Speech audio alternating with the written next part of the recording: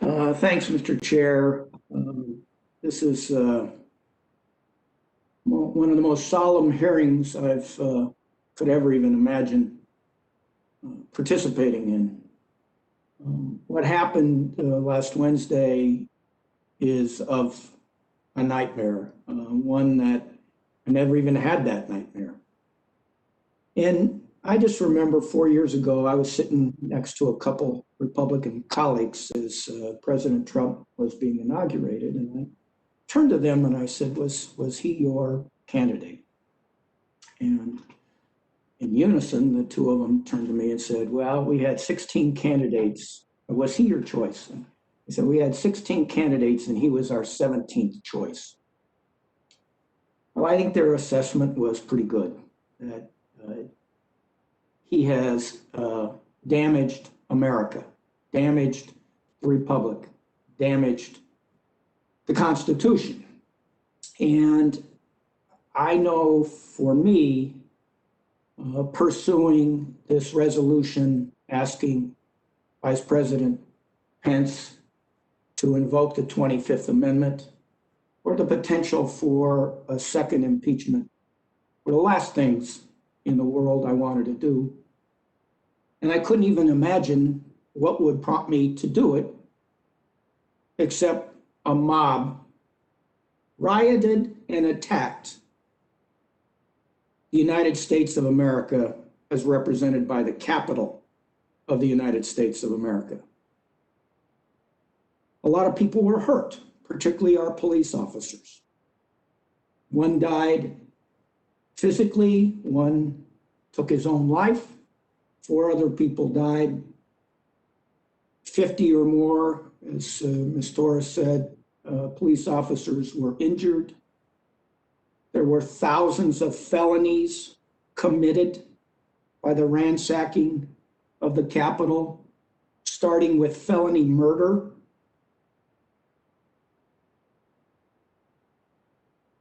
And it breaks my heart that we're here today. And, you know, I am somewhat consoled, Mr. Jordan, by your statement that Joe Biden won the election and he will be inaugurated next week. And as somebody who came in with me, I would ask, please repeat that and repeat that and repeat that, sir, to avoid the trouble that we all see brewing over the course of the next week. And we're not here to invoke the 25th Amendment against any members of Congress. Those that chose to object, they objected. But we're here to say that Congress believes, even in these waning days of this administration, that the president is not capable of discharging his duties for the people, for all of us. And I know I wasn't in the middle of the chamber or in the gallery. I was in my office waiting to come to the floor because we've got COVID as a background to all of this.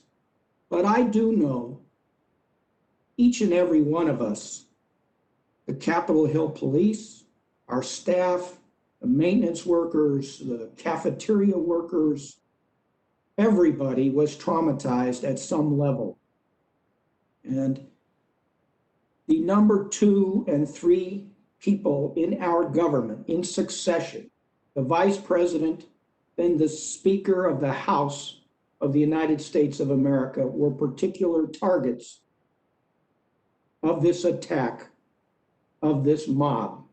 And I don't know how they may have been affected by this, but I do know that everybody's been traumatized. So I would just say, sort of from one lawyer to another, Mr. Jordan, in a cross-examined sort of way, isn't it true that Joe Biden won the election?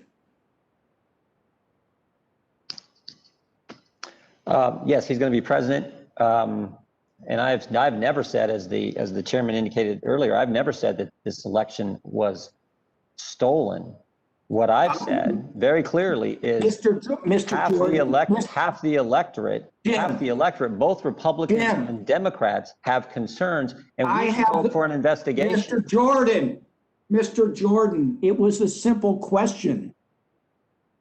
Isn't it true Joe Biden won the election? Yes or no?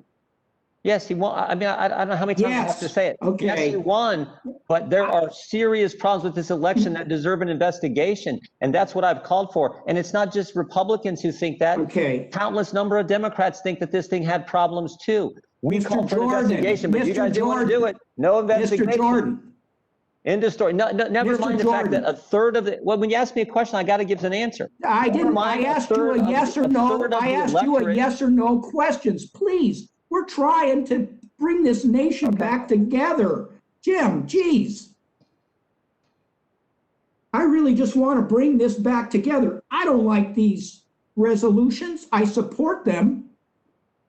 We had damage, injury to this nation, the likes of which we haven't seen for centuries. And I just want the people to know from somebody who's in a leadership position, as you are, that Joe Biden won the election, Kamala Harris won the election, they're president-elect, vice president-elect, and they will be inaugurated into the position of president and vice president on January 20th. You know who said Yes. that? You know who said Okay. that? The President of the United States has said that. Okay. It's going to happen. Then There's going to be a peaceful transfer of power. But you guys, that's all. you guys That's don't all I focus on want. uniting this Look, country. You want to impeach the president. You want to look at the 25th Amendment. The President of the United States has been clear. Mrs. Lesko can ask you questions, and you can add if you want. We've got. Look, I'm not trying to bark at you. Well, you could have fooled me.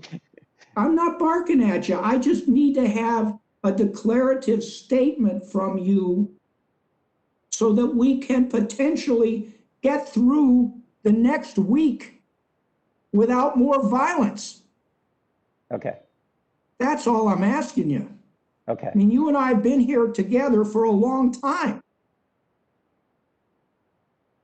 You know, and we've worked together on things, and we've been opposed on things. That's true. I appreciate it. Thank you. And you know, I think we have a responsibility that rises above so many things to let people know that, yeah, we can work together, and we do work together. And that Joe Biden and Kamala Harris will take the reins of the administration next week. Let's work together on condemning all violence all the time. Let's work together on bringing the country together. Let's work together over the next week through this transition, as our country has always done. Let's work together on that. That's the right attitude. And that's the attitude I have. And I think that's the attitude the President of the United States has. So let's focus on that. To the gentleman from Ohio, I'm with you. Okay? We've worked on a lot of things. We've been in a lot of hearings. We've done it. We've been colleagues now for 15 years. Thank you.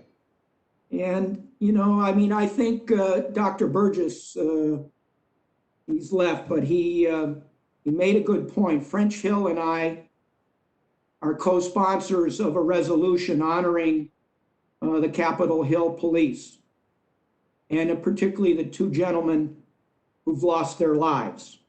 I support that resolution. And I think all of us will. The police force was brave. The police force was there. They were undermanned, understaffed, they didn't have the equipment or the gear that they should have in facing that mob. And I just thank them for everything that they've done. Mr. Chairman,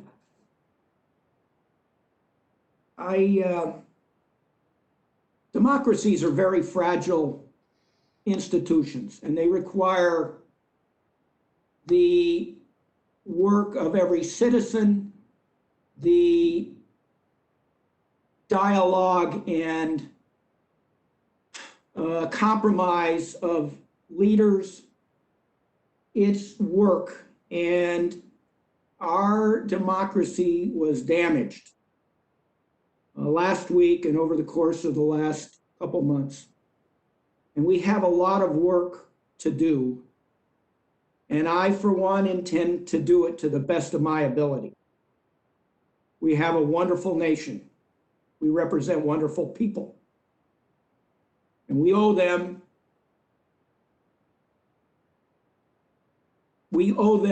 to do our best in working together to bring about this peaceful transition of government next week, and to continue to work on their behalf, whether it deals with COVID or infrastructure or the climate or, election integrity, whatever it may be. And right now, I renew my commitment to do the best I can on behalf of this democracy, on behalf of this republic, because it's going to take a lot of work for all of us. And with that, I'd yield back.